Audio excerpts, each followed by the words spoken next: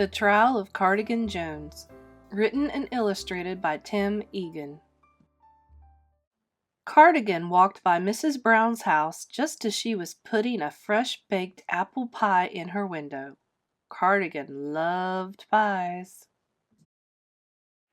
He walked over and smelled the pie. A neighbor next door saw him, and a milkman driving by saw him too. Cardigan was new in town, and they weren't sure what he was up to. A moment later, Mrs. Brown came back to the window, and the pie was gone. She was so upset she called the police. She told them that she'd seen a moose just a few minutes before, so they drove around the block and stopped Cardigan. Noticing that he had pie crust on his shirt, they arrested him, even though he insisted he hadn't stolen the pie. A judge and a jury were chosen to decide if he stole the pie or not. The neighbor and the milkman were called as witnesses. Cardigan's trial started the next day. Mrs. Brown took the stand first. "Is there anyone in this courtroom that you saw the day the pie disappeared?" the judge asked her. "Yes," she said. "That moose over there." She pointed to Cardigan. There was a murmur from the crowd. "He did it. He's guilty," someone said. "We don't know that yet," said the judge. The rabbit then took the stand.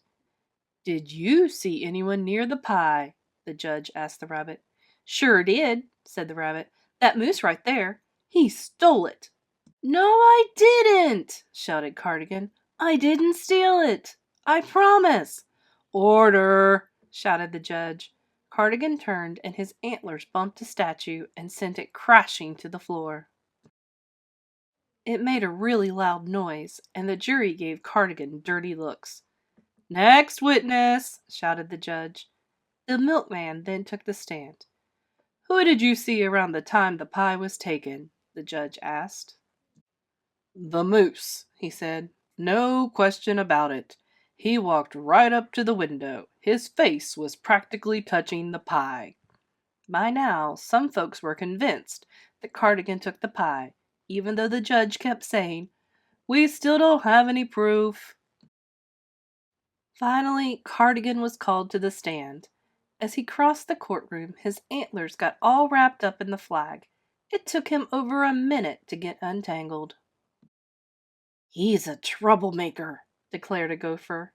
Others nodded in agreement as the judge asked, "Well, Moose, did you walk up to the pie?" "Well, yes, but just to smell it," said Cardigan softly. "I knew it," shouted a goat. "Lock him up." "Order!" commanded the judge. "Order in the court!"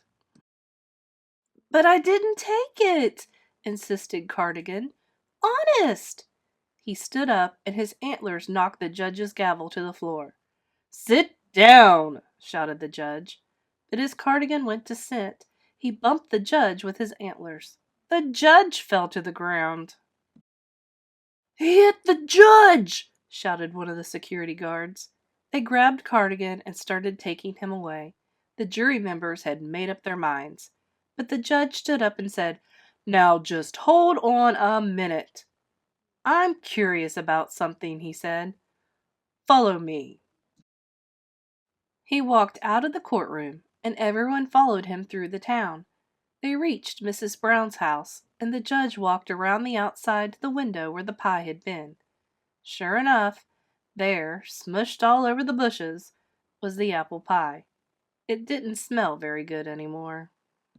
"You knocked it off the window with those giant antlers of yours, you silly moose," said the judge, laughing. "It was an accident." Everyone immediately felt terrible for being so rotten to Cardigan, and the jury proclaimed him not guilty right then and there. To make it up to him, they had a party in his honor, and Mrs. Brown baked a pie especially for him, even after he broke her favorite vase.